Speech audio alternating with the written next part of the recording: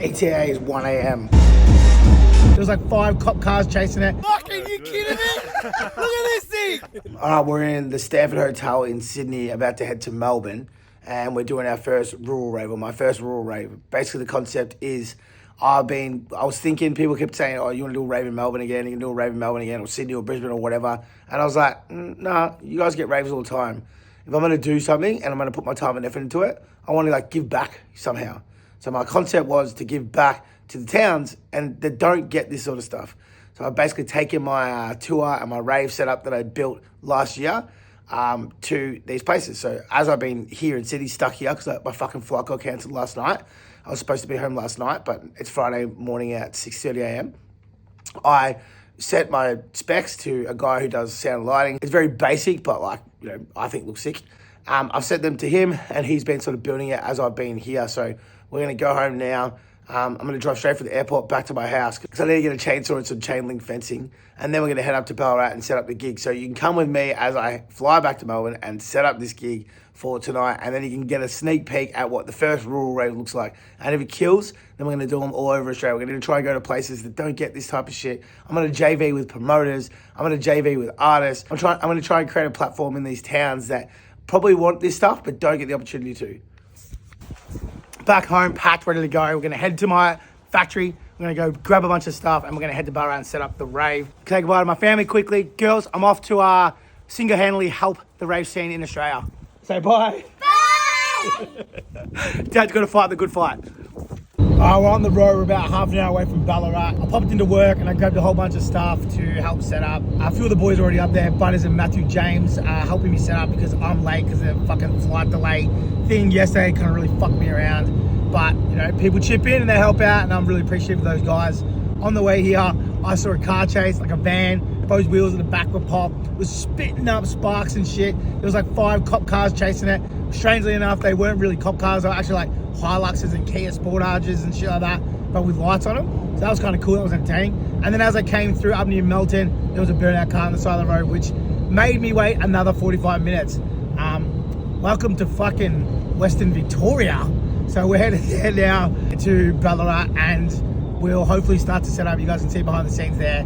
And then I'm going to go head to a comedy show. One of my friends, a guy called Andrew Hamilton, hilarious comedian. I've got him in the podcast coming up. He's doing a show tonight randomly in Ballarat also. So we're going to go check out, have some dinner with a friend, go check out what he's doing, and then we'll roll up to the rave later. She's a bit dusty, the old cage fencing, but we're going to make her work. Thanks to the fellas for doing this while I was fucking stuck in crime-riddled traffic up the Western Freeway. We're down at Bunnings doing a last minute run and check to see what we need to grab. We got cable runners, fucking power boards, cable ties, promoter's best friend.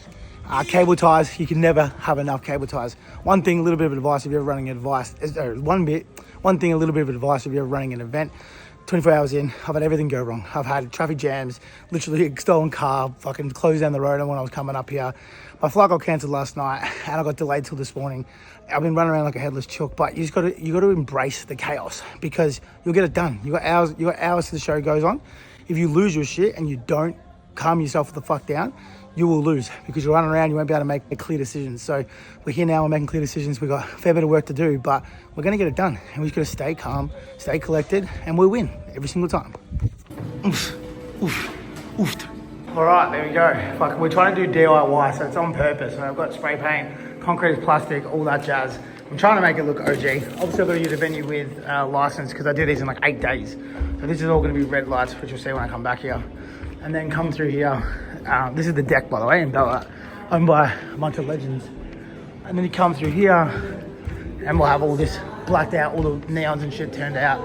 You'll come into this room here. And this room here will be the Rant and Rave. What up, butters?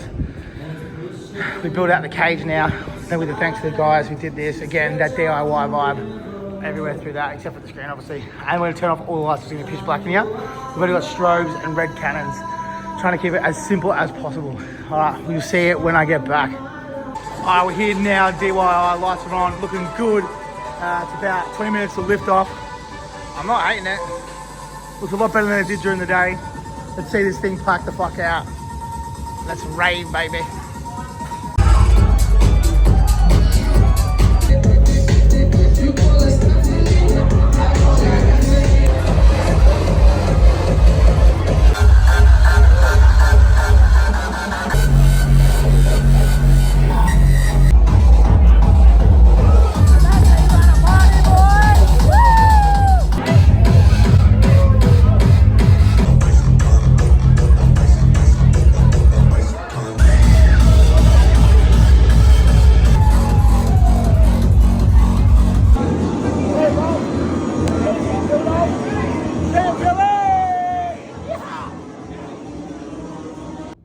So first Raw rave was fucking insane. We did 500 people with 7 days notice, which is wild to me. So the reason why I'm doing these Raw raves is I'm trying to give kind of back to the kids in these areas, but really I'm trying to build confidence. A lot of these kids that I speak to, they're like, you know, I wish I had these in my area. And I'm like, well, there's no reason you can't. And they're like, well, I don't know how to start an event. So I'm like, well, fuck it. I'll start an event for you. I'll show there's an audience and then you pass it on.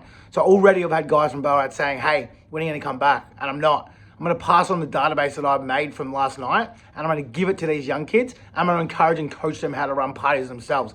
This is the thing. When I used to run events back in the day, it was always do it yourself, DIY.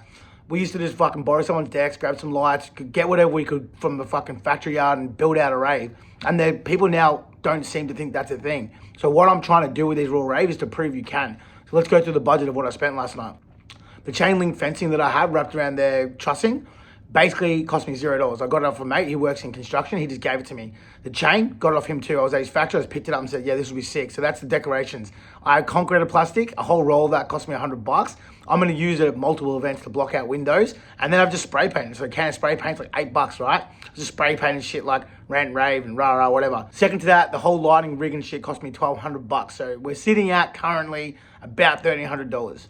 The lineup was locals and stuff like that. Obviously, if you're a DJ, you can do it yourself or get a crew together and you can not pay each other because you're trying to build a community, right? So that's what you're gonna do. The artwork assets I got given for free, but normally artwork you can get done for like $100 or you can just build it yourself on Canva. Again, you can just do it yourself. It doesn't need to be special. So now we're looking at what, $1,500? We sold these tickets for $15. I had Colin Hennis, who's obviously a big artist, so that's why I charged. But at $1,500, I only have to do 100 people at $15 tickets to a broken even, right? So then from there, you basically try and get people fucking in. So from there, I obviously use my TikTok platform, which I understand I have like a bit of a cheat code in a sense. But if you've got 10 DJs who want to play the same sort of music or play similar sort of music that we're playing at these events, then if you can all bring 10 people, that's 100 people. And then there's going to be an onslaught of walk-ups, which is what we call it, where people just in town pop past. So you can do 200-300 people. Anyway, I'm going to give these database to these kids in Ballarat. I've already told them I'm going to coach them through it. Hopefully they can run a concept that is the same sort of shit, forward-thinking music in this country town, the same sort of setup. It's cheap, it's not expensive, and then they can have a little bit of a rave scene in Ballarat because I gave it a go. So next we're going to do Traralgon, but we're going to do all these towns, but the objective is to either team up with a promoter crew or team up with a bunch of local DJs so they can see that they can do it themselves. I don't need to keep coming to these places. All I need to do is show you and give you the confidence that you can do it with someone who has done it before, and then you get to create all the fucking mad stories and mad experiences and live a crazy life like I have. So next raves this weekend, firstly, we're going to go fishing for Barra Monday, which has been a goal for me for my whole entire life. Let's go see if we can catch a fucking meter fish with the Alpha Blokes, who are massive up in Queensland. If you don't know who they are, go check them out. They're probably like top 5 podcasts in Australia, by far.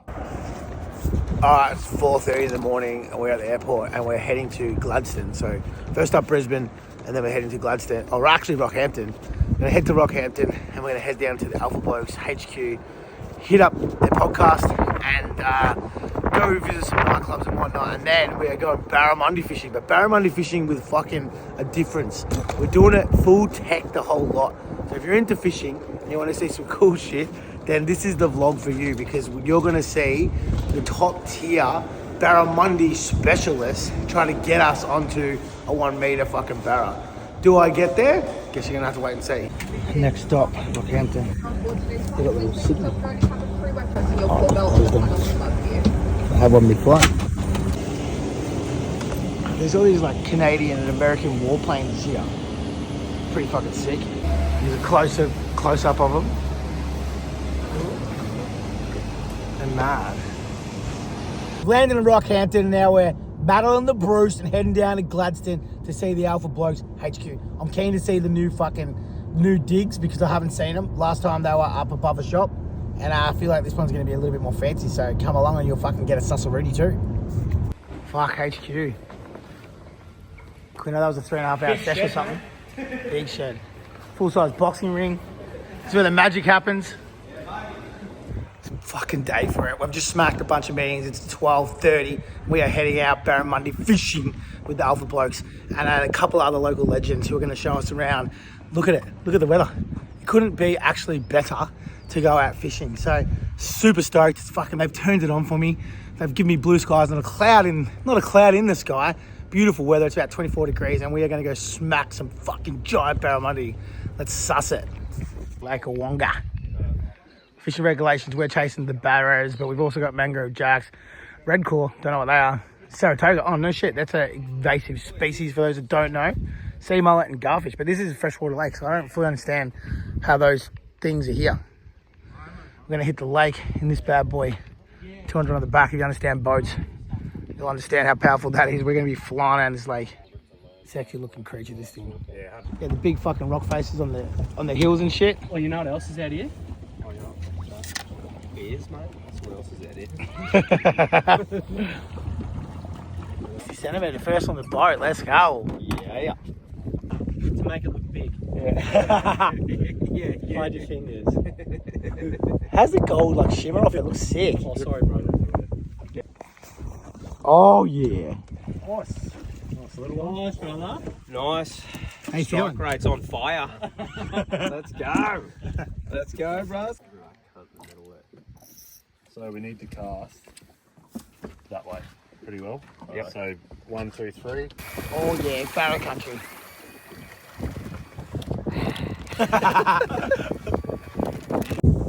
Alright, so I'm coming across the bay and we are now getting to the live scope. This is the technical shit here. So that's the lure there, yeah?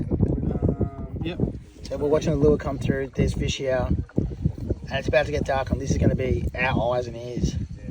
So they're trying to teach us now, this is 5, 10, 15, 20. In the dark, they have to point it, tell us which direction, and we have to try to hit it in 15, 20. So this is when you get the big fuckers. You see the lure? There you go. Bang. And there's the lure there. Just wind that in. This is interesting stuff, but this is when the real fishing's done. Is that right? Yeah, that's it, bro. Yeah, bro. Yeah, right. So we're just going to cast out. So center of this pole Yep. is the center of our screen. So say that's a fish. We're going to try a lure out. Here, and then on the screen you can see the splash. Yeah, okay. Yeah, you fucking hit the exact point. Yep. And then we're just going to wind that lure in. You can see that lure. Ready? So you can have a couple of cracks at this. So like as I go, say it's there, and I fucking hit there, I start to get better at it. Yeah, you spook the fish. Sorry, bro. You're right with that. No, you might spook the odd one, bro. But here, they're down deep. Yeah. And they're just going to come up, feed on bait. Yeah. And then they'll go back down. Gotcha. And over the night, you'll just get waves of them. Yeah, You okay. might get like 2s and 3s all of a sudden. Don't fumble it, Tommy.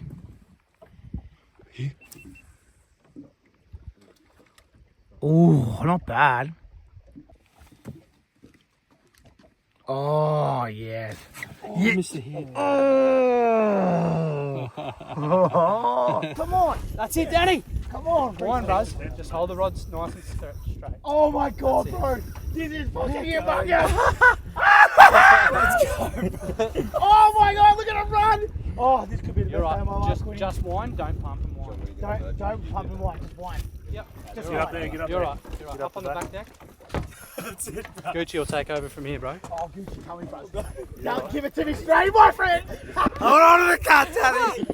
Just chill. Like if you want to run, just keep that tension on. Yeah, that's good. Oh my God. Keep the tension.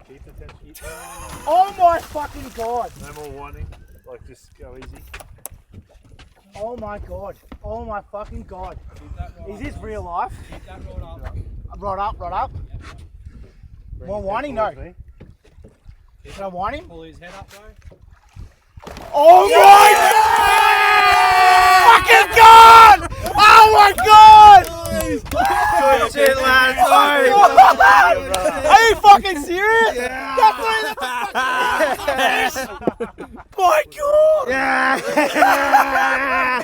Yes! How good, Oh, cunt. how You worked good is hard this? for that, cunt. Oh, Fucking I worked well for fucking done, 8 bro. hours. Oh, dude, that is fucking Bro, awesome. feel my heart. Well Feel done. my heart. Feel my heart. Dude, that's fucking awesome. That is the best thing in the world. I can't believe that. That's my first Barra. He's that big. Fucking sick. Just pulled this fucking bad thing in. It's not even a fish. It's a fucking horse, I'm pretty sure. No! Oh my god. Oh man, this is so good. That is sick. Your first bar is a metre, right? Yeah. And it's a doozy. A metre fucking 8, fellas. Yes. This is the fucking best day of my life. Yeah. Fucking, you kidding me? Look at this thing. Get fucked. Oh, dude, That is the best! So we got 2 live guys, one at the front, one at the back, sorry, one at the front, the back, that's where we've been fishing. And then we got one at the front. How you boys faring? Yeah, good, mate. Good. I'm still fucking buzzing off that horse you pulled in.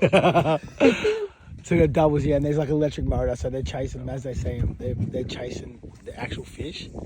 So you see here, we'll try and see if we can get onto one where it chases it. Keep it on. Come on. Keep it under the boat. He'll come in. Oh, she's a monster. Yes. Nice Gucci.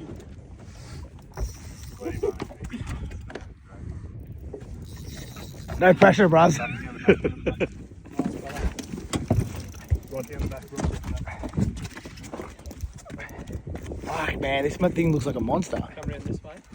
Go easy. Yeah, just in case he's got it. No, you're good. Yeah. Nice. Oh, yeah, Tommy. Lean his head towards me. Yeah. Woo! Yeah, let's go. Matery, that'll do. Yeah, baby. Light work, my friend. Oh, man, holy fuck. I get you. Yeah, metre 1 every day. Dreamt about it my whole life. Yeah, but today happened, so I appreciate that. It wouldn't happen without you guys. Fucking oath. Good shit. So, successful mission. We had to work hard for it, but the boys put us on them and had a fucking great time. Caught a couple in the sunshine and then caught a couple of big girls late. So, fucking oath. Highly recommend the services, mate. How do people get in touch to do the similar thing? Oh yeah, just the Gladstone Fly and Sport Fishing website, or yeah, socials, Gladstone Fly and Sports Fishing on Facebook, Instagram, TikTok, all that sort of thing. Yeah, just contact me on that, or yeah, personal message me, whatever. If you hate big fish, don't message him, but if you love them, message him. All right, we've just woken up. We're about to head back down to Melbourne. I've got a rave tonight in Traralgon, so I'm going to get from from Gladstone to Rockhampton to Brisbane to Melbourne to Traralgon before 9 p.m. and it's now currently 11 a.m. So wish me fucking luck. Let's see if I can actually do it. Yesterday was an actual dream come true. Catching a barrel Monday was a bucket list for me, but didn't matter if it was 40 or 50 centimetres. I've wanted to do it every single year. It comes around with my mates. I'm like, hey, let's go up to Darwin. Let's go somewhere and catch barrel Monday. I've tried. Every time I go up to Queensland, I try myself, but I obviously have no idea what I'm doing. But I'll go ask the local fish shows. I'm like, hey, how do I catch barrel Monday? Never had a hit. Never been able to get even close to one. When I was chatting to Tommy post the fight that I did with those boys, I mentioned that was one of my bucket list things, and in true form, he basically said, look, I know a guy. So I got the opportunity to come up here. We did the potty, which no doubt will be out basically when this is out. And then second to that, I got to fucking hit something that was on my bucket list.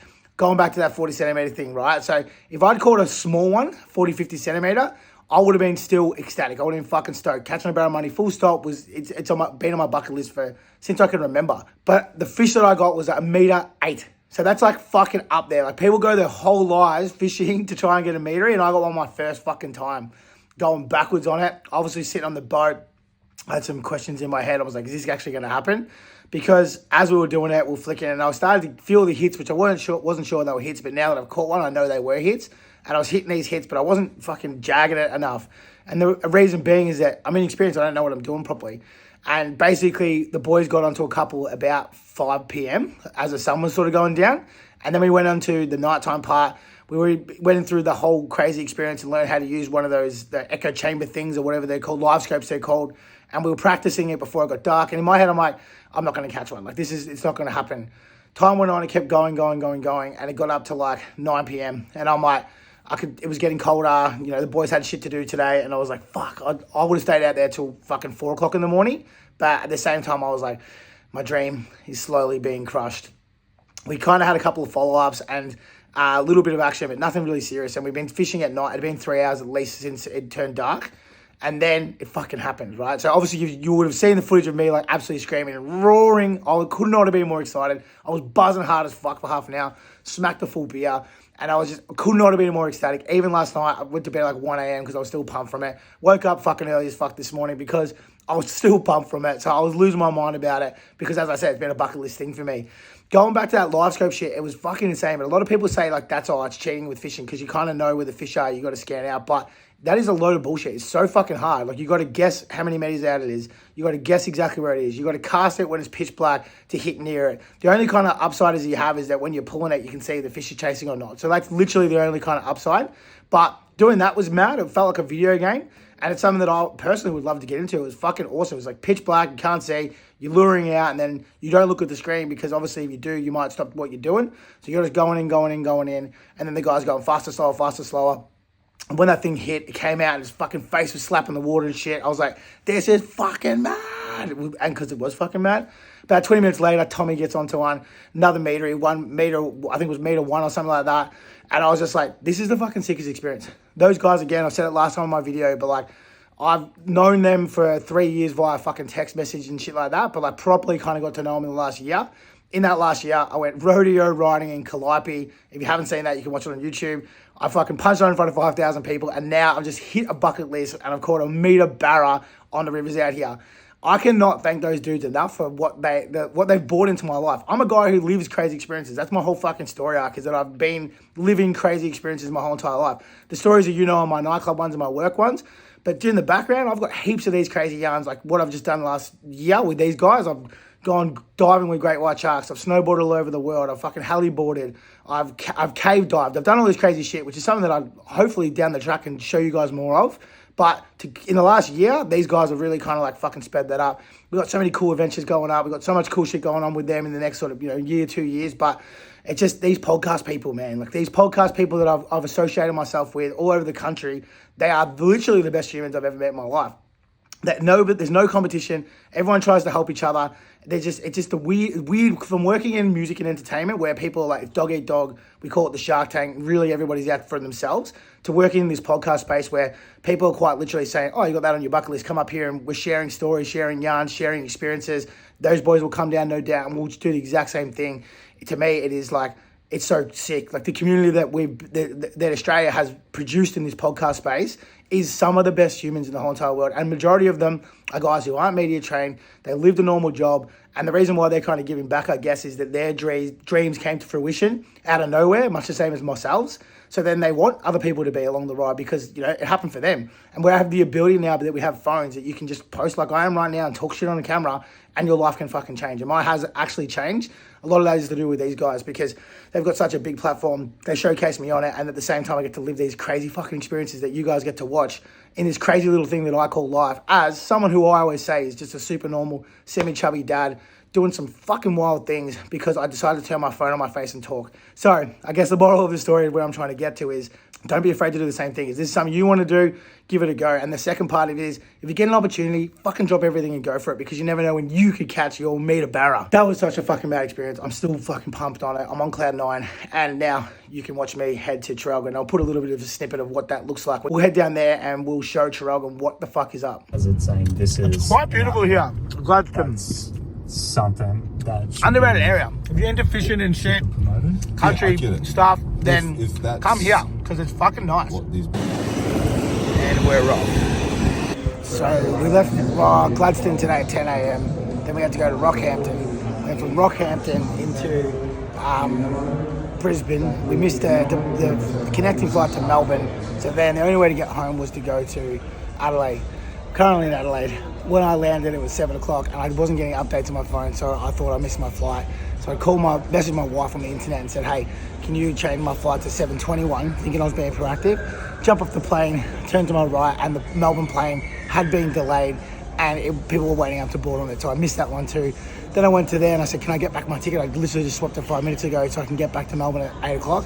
And they said, no, someone else had already taken it in that little matter of time. So basically, I've now got another one. I'm leaving at 7:20. I land at fucking, I don't know, 8:50 or 9 o'clock or something like that. No, I think I land at almost 10 o'clock and then we're going to drive to Traralgon. So this has been the longest day ever, but we'll hopefully get to Traralgon about midnight. And we're supposed to get there at 7 o'clock to set up. So thank God for Mitch and the guys that are there currently. Thank God that they were able to set up for me and I guess opt in. But we're going to try and get down there. We're trying our hardest. So at the moment, I'm absolutely knackered. I'm not on a lot of sleep. This has been a disaster. I missed 2 delayed flights. I'm flying literally around the country, but we're going to try our hardest to get there. It's 10:30 and we're heading to the car park to get to the deck. So ETA is 1 a.m. We're going to pop down and catch the last hour and a half of it. So we finally have made it to Traralgon. We're here now. We're pulling up. It's 12:45 a.m. I just had to get some petrol before we rolled up here. And there's some high quality cold stuff getting around by the looks of it. There was one lady talking to herself as I pulled up and I was sort of looking at her across from where the tanker was. And then another one just before I went in there, she went up there and she started talking to herself saying she wasn't armed and the guy was over the fucking microphone saying he was going to call the police on her. And then some dude just tried to run in front of my car there. What the fuck is going on? Traralgon. Oh, let's go check out the fucking rural rave, see what she's doing.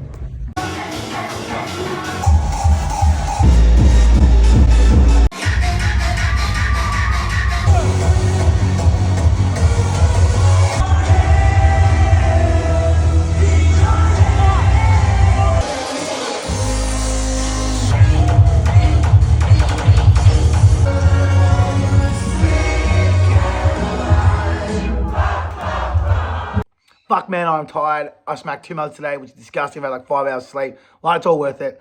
Fucking what a journey the last week's been. We ran 2 raves in 2 different country towns. We did 400 in Traralgon, 500 in Ballarat, and we caught a meet at Barra Monday in between. So I would say successful fucking week. With Traralgon, I got delayed on the flights and stuff, so I didn't get until 1 o'clock in the morning. So I didn't get to stick around that much. I didn't get to meet that many people, but I still did show face. Doing those sort of figures is wild, but it just shows there's interest. And again, exactly the same as the last one in Ballarat. The audience was like 18 to fucking 50. There's people telling me about when they used to rave in the 90s there. There was people who had never been to a rave. And there was also people that I knew I'd met before and I hadn't seen for fucking 20 years. It's cool. People in these country towns, they really appreciate it. They're so stoked. And like, that's the number one thing. They're like, thank you so much for bringing this. Thank you so much for bringing this. And the thing is, it's some chain link fencing, some fucking chain, and some trussing. It's nothing special. I'm hoping that I can inspire these kids to do the same thing. There was a kid there called Corey Dobson who runs a party called 99 in Sale, and we linked up and I co-collabed this party with him. So, and he's doing shit out that way. So it's good to see that. Hopefully this audience and the database that I give him helps him grow what he's doing, because I want to keep saying it, because it's just fucking sick fun. And like, people are like, what's your motivator in this? And my motivator is just that it's mad. Like, why not? Why not? You're young. I'm not even young. I'm fucking old as shit now. But like, if you just create a rave for you and your mates, it's a party. It doesn't matter if it's hip hop, dance music, fucking bands. Why not just do it yourself? Why not give it a go? What do you got to lose? I'm talking the budget's like $1,500 for these things. Worst case scenario, if you don't sell 100 tickets at $15, you and your mates might lose fucking $100 each. It's worth it, I'm telling you, because the next time you won't, and eventually you will win, and eventually you will make money. So the next one is August 30th in Bendigo. We're having a bit of some time off because I've got other shit to do rather than just run Raves and catch Barra Monday. I believe this could possibly be the randomest video in the world. I don't reckon there's a whole lot of fucking bogan rave promoters, but you got one right here. So Barra Monday fishing into raving is a weird eclectic mix, but they're both done in the country, right? So fucking there you go. If you enjoyed this and you like watching what I'm doing and you want to see more of these adventures, please leave a comment below, because it helps the fucking algorithm and it shows me that you're interested and it helps me with views, and then I get paid, which means I can fund this shit better, bigger, and do whatever. So I'm going to keep doing this stuff. If you keep raving, I'll keep ranting. Until next time, guys, thank you so much for watching.